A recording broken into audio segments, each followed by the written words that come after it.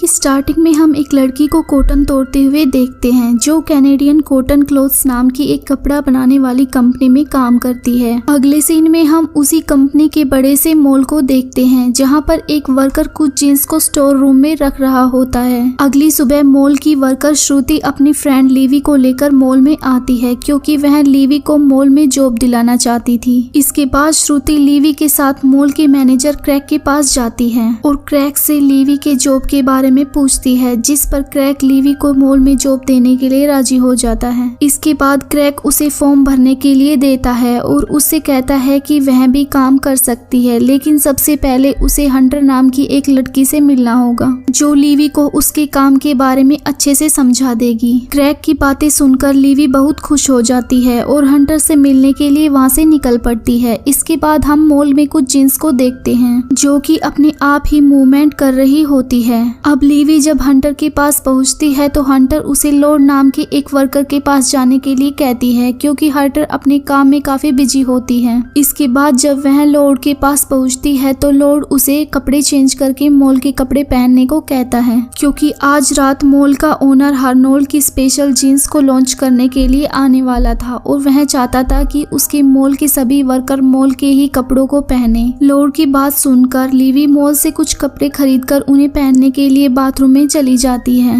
अगले सीन में हमें जेमा नाम की एक लड़की को दिखाया जाता है जो उन जीन्स को लेकर आता है जिसे आज रात मॉल का ओनर हरनोल्ड लॉन्च करने वाला होता है। लेमा को वह जीन्स बहुत पसंद आती है इसलिए वह उसे पहन लेती है। इसके बाद मॉल के सभी वर्कर एक जगह पर इकट्ठे होते हैं जहां पर मॉल का मैनेजर सभी को समझाता है कि आज रात हम अच्छे से काम करेंगे क्योंकि आज मॉल के ओनर हरनोल्ड आने वाले हैं। इसके बाद क्रैक्स भी वर्कर को अच्छे से काम करने के लिए मोटिवेट कर रहा होता है। वहीं दूसरी तरफ जेमा को प्रॉब्लम होना शुरू हो जाती है क्योंकि उसने मॉल की जीन्स पहन रखी थी और वह उसे काफी टाइट लग रही होती है। इसके बाद जेमा उसको चेंज करने के लिए वॉशरूम की तरफ जाने लगती है, लेकिन जब क्रैक जेमा को देखता है तो वह पहचान जाता है कि जेमा ने उसी जीन्स को पहन रखा है जो कि आज लॉन्च होने वाली थी। इसलिए क्रैक जेमा को कॉल करके उस जीन्स के बारे में पूछता है, लेकिन जेमा क्रैक की बातों पर ज्यादा ध्यान नहीं देती और जीन्स चेंज करने के लिए वॉशरूम में चली जाती है। अगली सुबह हरनोल्ड अपनी जीन्स को लॉन्च करने के लिए मॉल में आ जाता है।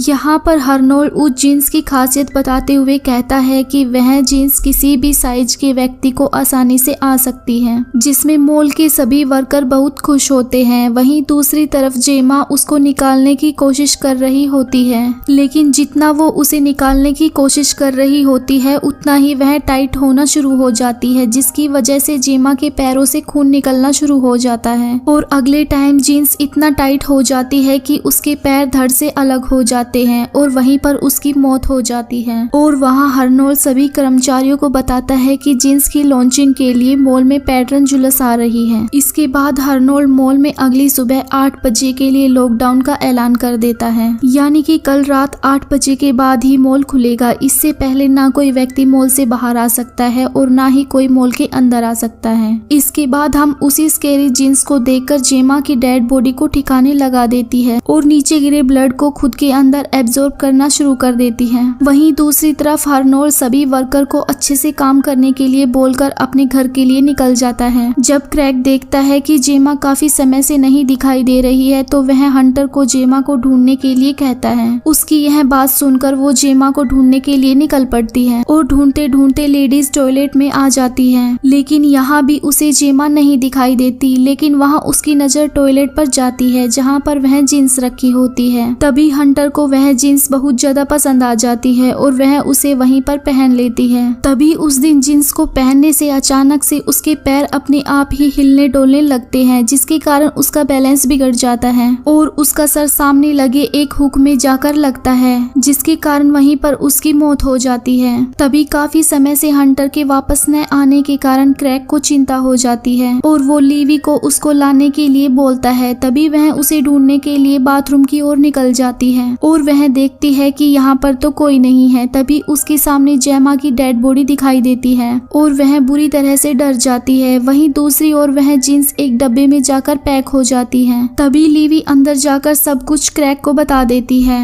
और उसे जेमा की डेड बॉडी भी दिखाती है। तभी क्रैक वहाँ पर पुलिस बुलाने के लिए लिए कहता है। वह उसे पुलिस बुलाने के लिए साफ साफ मना कर देती है। तभी क्रैक को बात समझ आ जाती है कि इससे मॉल में अनोखा डर फैल जाएगा, जिसके कारण हमें बहुत नुकसान हो सकता है। तभी दोनों मिलकर जेमा की डेड बॉडी को ठिकाने लगा देते हैं। तभी लॉर्ड उस जींस के डब्बे को खोलता है और वह जींस उसे भी अपनी तरफ हिप्नोटाइज कर देती है। तभी लॉर्ड को वह जींस बहुत ज्यादा पसंद आ जाती है और वह उसे पहनने के लिए वॉशरूम की तरफ जाने लगता है। तभी लीवी उसे वहां पर जाता देख उसे कॉल करके सब कुछ बताने की कोशिश करती है, लेकिन वह कॉल नहीं उठाता है और जींस पहनने के लिए वॉशरूम में आ जाता है। तभी वह जींस लॉर्ड के अंगूठे को काट देती है और तभी जींस उस पर काबू पा लेती है, जिसके कारण उसके दोनों हाथों को बुरे तरीके से काट देती है और वहीं पर उसकी मौत हो जाती है। तभी लॉर्ड के काफी समय तक वापस न आने की वजह से क्रैक को काफी चिंता हो जाती है और वह उसे ढूंढने के लिए निकल पड़ता है। तभी वह सामने एक बॉक्स को देखता है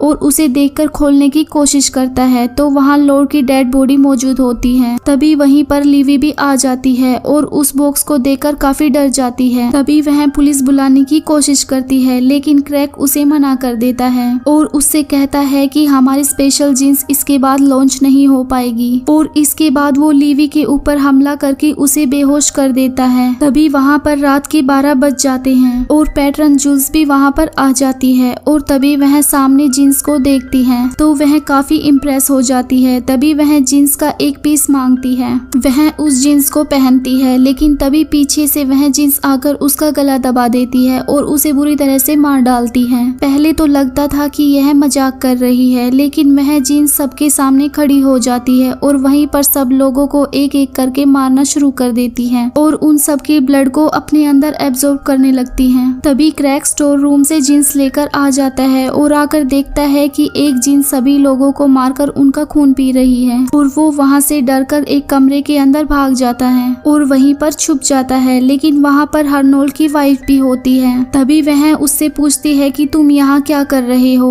वह उसे मॉल की पूरी सच्चाई बता देता है और उससे कहता है कि मॉल की एक जींस सभी लोगों को बुरी तरह से मार रही है। तभी हर्नोल्ड की वाइफ समझती है कि यह झूठ बोल रहा है और वह बाहर आकर सब कुछ देखने के लिए चली जाती है। तभी क्रैक कैमरे में से देखता है कि उस जींस ने हर्नोल्ड की वाइफ को भी मार डाला है। अगले दिन हम श्रुति को देखते हैं जो कि कपड़ों को काफी अच्छे तरीके से पैक कर रही थी, लेकिन अगले ही पल वह जींस वहाँ पर आ जाती है। तभी श्रुति जो इंडियन सॉन्ग गा रही थी वह उस पर डांस करने लगती है और वह उसे कुछ भी नुकसान नहीं पहुँचाती है। तभी श्रुति काम करने के बाद एक रूम में जाकर खाना खाने लगती है। वहाँ पर दूसरी ओर लीवी को भी होश आ जाता है। तभी वह बाहर निकलकर देखती है तो चारों ओर खून दिखता है, जिसे देखकर वह काफी डर जाती है। तभी उसे वहाँ पर एक कैमरा पड़ा हुआ दिखाई देता है। तभी वह कैमरे के अंदर सारी रिकॉर्डिंग्स देखती है और समझ जाते हैं कि मॉल के अंदर सभी लोगों को जींस ने मारा है। तभी वह श्रुति के पास कैमरे को लेकर आती है और उसे सारी रिकॉर्डिंग्स दिखाती है। तभी दोनों काफी डर जाते हैं और दोनों अपनी जान बचाने के लिए मॉल से भागने लगते हैं, लेकिन लॉकडाउन लगने की वजह से बाहर का दरवाजा लॉक होता है। तभी लीवी और श्रुति जल्दी से क्रैक के ऑफिस में आ जाती है और वहाँ पर उसे पूरी वीडियो रिकॉर्डिंग दिखा देती है। तभी वह देखती है कि जब श्रुति काम कर रही थी तो उस जींस ने उसे कुछ नहीं किया, बल्कि वह तो डांस कर रही थी। तभी वह कैमरे में देखती है कि उस जींस ने एक डमी को अपना होस्ट बना लिया है और उसे पहनकर बाहर आ गई है और माथे पर खून से एक लाल निशान लगा रखा है। तभी उसे शक होना शुरू हो जाता है कि वह जरूर एक इंडियन औरत है। तभी वह वहाँ कंट्रोल रूम में बैठकर एक इंडियन सॉन्ग बजा देती है, जिसके बाद वो डमी डांस करने लगती है। तभी वह डमी से कुछ उसके बारे में पूछती है। वह खून से दीवार पर उसे कुछ लिखकर बताती है। तभी हम मूवी के स्टार्टिंग का सीन देखते हैं, जहाँ पर एक लड़की कॉटन तोड़ रही होती है और वह 13 साल की होती है। लेकिन एक दिन जब वह कॉटन तोड़कर घर जा रही थी तो उसका दुपट्टा एक मशीन के अंदर फंस गया था, जिसके बाद वह उस मशीन के अंदर चली जाती है और वहीं पर उसकी मौत हो जाती है और अब वह इंसाफ चाहती है। तभी वह लोग उसे इंसाफ दिलाने के लिए श्रुति के साथ कैमरा लेकर उस डमी के पास जाते हैं। तभी पीछे से वहाँ पर क्रैक आ जाता है और पीछे से उस पर अटैक कर देता है और वह जींस वहाँ से भाग जाती है। तभी वे सब उसे गुस्सा करके डांटते हैं और अगले ही पल वहाँ की लाइट चली जाती है। तभी सब लोग डरकर फिर से ऑफिस के अंदर चले जाते हैं और लीवी टॉर्च लेकर स्टोर रूम में चली जाती है, जहाँ पर बहुत सारी जींस रखी होती है और वे सारी जींस डेड बॉडी का ब्लड पी रही होती होती है। तभी लीवी यह सब देखकर डर जाती है। तभी वहाँ पर क्रैक भी आ जाता है और उन दोनों को उसी कमरे में बंद कर देता है। लेकिन बाहर निकलने के बदले वो उनसे कैमरा भी मांगता है, लेकिन वह दोनों उसे कैमरा देने से मना कर देती है और अंदर की तरफ जाने लगती है। यह सब देखकर क्रैक भी उनके पीछे जाने लगता है। तभी श्रुति भी एक कोने में छिप जाती है, लेकिन क्रैक पीछे से आकर श्रुति पर चाकू से अटैक कर देता है और उसे मार डालता है। यह सब देखकर लीवी काफी डर जाती है और तभी क्रैक उसे भी पकड़ लेता है और उससे कैमरा छीनने लगता है। तभी वहाँ पर ढेर सारे जिन्स आ जाती है और क्रैक को बुरे तरीके से मार डालती है, लेकिन लीवी को वे सब कुछ नहीं कहती और यह सब देखकर लीवी उनके पास चली जाती है और उनसे इंसानों को न मारने के लिए कहती है। और तभी 8 बजने वाले थे, जिसके बाद बाहर खड़े सभी लोग अंदर आने का इंतजार कर रहे थे और लीवी उन्हें रोकने की कोशिश करती है, लेकिन वे सब उसके ऊपर से मॉल के अंदर घुस जाते हैं। तभी वहाँ पर लीवी की मौत हो जाती है और वहाँ सभी जिन्स मिलकर वहाँ के लोगों को बुरी तरह से मार डालती है। और इसी के साथ ही यह मूवी यहीं पर खत्म हो जाती है।